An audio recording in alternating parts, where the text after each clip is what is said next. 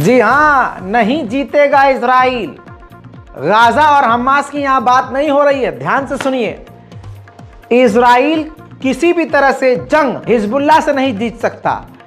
अब आप कहेंगे कि भाई साहब ये आप कैसे कह रहे हैं? ना ना ना, मैं कुछ कह ही नहीं रहा। मैं कोई मोदी जी थोड़ी ना हूं, या मोदी जी का इतना बड़ा बयान नहीं हूं मैं अपने मन से सारी बातें कह दूं।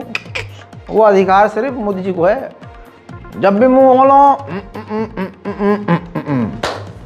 अमेरिका, देखिए भारत के टॉप लेवल के अखबार हिंदुस्तान टाइम्स का सोर्स लगा रहा हूं, जिसने ये लिखा है कि अमेरिका ने चुपके से खुफिया अंदाज में सीक्रेटली कहा है।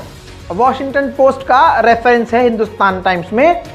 अमेरिका ने इजराइल से कहा है कि देखो भाई, अगर आप हिजबुल्लाह से लड़ते हो और सीधा जंग में उतरते हो और ये अगर जंग बढ़ती है तो आप कभी भी हिजबुल्लाह से जीत नहीं सकते। अमेरिका ने कह दिया, सुपर पावर अमेरिका। मैं तारीफ हिजबुल्लाह की या किसी और की नहीं कर रहा हूं, जैसी खबर है सबूत के साथ आपको बता रहा हूं।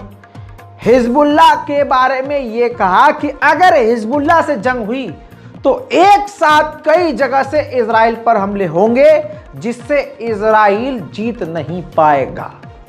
रिपोर्ट काफी लंबी है, लेकिन निचोड़ आपके सामने पेश कर दिया। अब सुन लीजिए, अब तक 13,000 लोग इजराइल के इस जंग में घायल हुए हैं, जिनमें 2,500 इजराइल की मिलिट्री है जो बुरी तरह से घायल। इजराइल की एक फौजियों की टुकड़ी ने हमास के एक इलाके में हमला करके यहूदी कैदियों को आजाद करने की कोशिश की, लेकिन फेल हो गए। उधर अमेरिका के विदेश मंत्री ब्लिंकन से इजराइल ने कहा है, अब गाजा के लोग जो गाजा से बाहर गए हैं वो गाजा तभी लौटेंगे जब हमारे कैदी गाजा से यानी हमास से आजाद होंगे।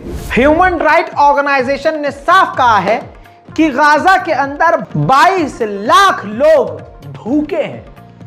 इजराइल जानबूझकर अनाज, खाना, पानी के ट्रक गाजा के अंदर आने नहीं दे रहा है। इस जंग में इजराइल का तगड़ा नुकसान है, और नुकसान हमास का भी है, गाजा का भी है, आम लोगों का भी है।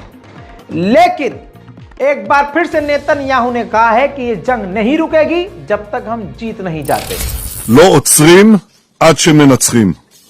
אסור לעצור את המלחמה עד שנשלים את כל יעדיה.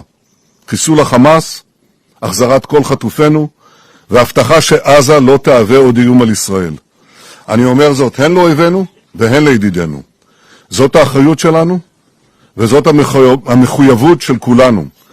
צריך להניח בצד כל שיקול אחר, ולהמשיך יחד עד לניצחון. अमेरिका ने हुथीस के हमले का नुकसान बताया, कहा कि पूरी दुनिया के 20% ट्रेड पर तगड़ा असर पड़ा है, नुकसान में जा रहा है।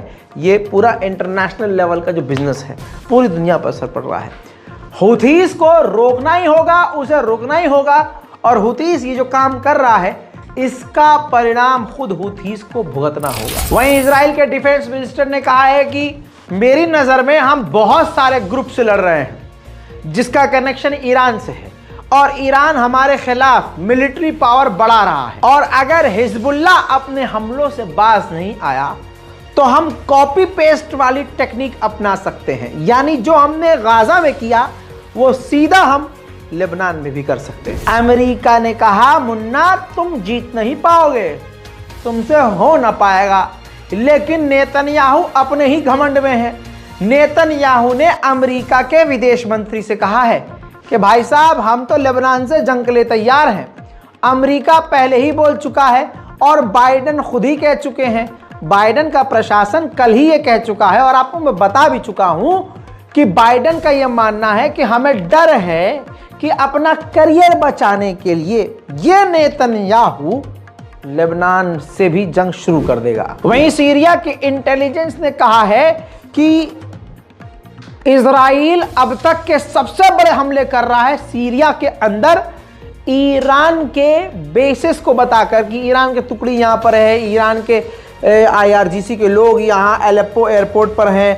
ये सब कह कर इस बहाने से इजराइल अब तक के सबसे बड़े बड़े खतरनाक हमले कर रहा है। फिर से बता रहा हूं, भारत से सीरिया बहुत लोग जाते हैं, कोई घूमने जा रहा है या मान लीजिए कोई ज़ियारतों के लिए जा रहा है, तो थोड़ा सा इस वक्त संभल कर जान बचाना वाजिब है। मैं और मेरी टीम आपको ये रिपोर्ट कर रहे हैं कि यूएन ने ये कह दिया, WHO ने ये कह दिया, लेकिन हम और हमारी टीम WHO और यूएन पर भरोसा नहीं करते, ये खुद भी कातिल हैं। अब WHO ने भी हाथ ऊपर खड़े कर दिए। WHO ने कह दिया कि नॉर्थ गाजा में हम दवाइयां नहीं डिलीवर कर सकते। क्यों? क्योंकि WHO ने कहा कि नॉर्थ गाजा सेफ नहीं रहा, वहां जाएंगे तो हमारे लोग भी मारे जाएंगे। तो यूएन, WHO, ये दुनिया की तमाम बड़ी बड़ी संस्थाएं हैं, ये इजराइल के आगे फेल हैं।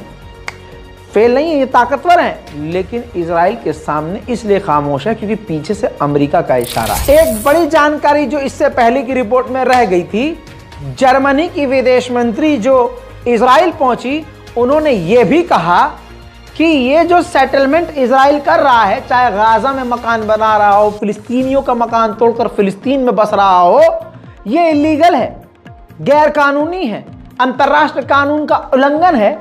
और यह काम करने के बाद तनाव बढ़ रहा है और टू स्टेट सॉल्यूशन से दूर हो रहा है। जहां यूरोप के बड़े बड़े देश यमन के खिलाफ बनाए गए अमेरिकी ग्रुप से पीछे हो रहे हैं, वहां श्रीलंका अब नशे में उठा है और उस ग्रुप को ज्वाइन कर चुका है कि भैया हम आपके साथ हैं और हुथीस को जवाब देंगे। मजेदार बात यह है कि अमेरिका के विदेश मंत्री ने मिडिल ईस्ट के दौरे के दौरान कहा है कि ये जो गाजा के लोगों को, फिलिस्तीन के लोगों को उनके इलाके से निकाला जा रहा है, अमेरिका सख्त इसके खिलाफ है। सुनिए। As Israel moves to a lower intensity phase of its military operation in the north, the United Nations can also play a crucial role in evaluating what needs to be done to allow displaced Palestinians to return home. Palestinian civilians must be able to return home as soon as conditions allow. They cannot, they must not be pressed to leave Gaza. We reject the statements by some Israeli ministers and lawmakers calling for a resettlement of Palestinians outside of Gaza. These statements are irresponsible, they're inflammatory, and they only make it harder to secure a future of Palestinian-led Gaza, with Hamas no longer in control. वहीं एक बड़ी खबर आपको बता दूं, जो आपको पहले बता चुका हूं कि इराक अमेरिकी फौज को निकालने के लिए एक कमेटी बना चुका है, जिसके बाद इराक की इस फैसले का सपोर्ट ईरान ने कर दिया है। अब ये पूरा मामला गले पर नमक की तरह हो गया है, लेकिन अमेरिका ने कह दिया है कि हम अपने सैनिक नहीं निकालेंगे। इराक और अमेरिका के बीच आधिकारिक तौर पर अब टकराव बढ़ सकता है और यही आपको बड़ी बात बता दूं कि इसके बाद मिडिल ईस्ट में एक नए जो है खुराफात का मामला शुरू हो सकता है। बहरहाल जल्दी से चैनल को सब्सक्राइब कर लीजिए। 15 लाख दिलवा दूंगा मोदी जी वाले। मालूम है आपने बहुत सारी चीज़ें ले रखी हैं हमारे पर, मोदी जी पे आप भरोसा कर रहे थे कि 15 लाख तो मोदी जी देंगे ही, बाबू जी का ठुल्लू मिला, लेकिन हम दिलवा देंगे। हैं करना बस ये है कि आपको चैनल को सब्सक्राइब करना है भाइयों बहनों, और नीचे कमेंट करना है बढ़िया सा एकदम ज़बरदस्त, और इंतज़ार करना है हमारी अगली वीडियो का, जिसमें हम आपको ताज़ा तरीन जानकारी देंगे। भले ही मेरी आवाज़ उसके जैसी हो, लेकिन उसके जैसा मैं झूठा नहीं हूँ। जय हिंद।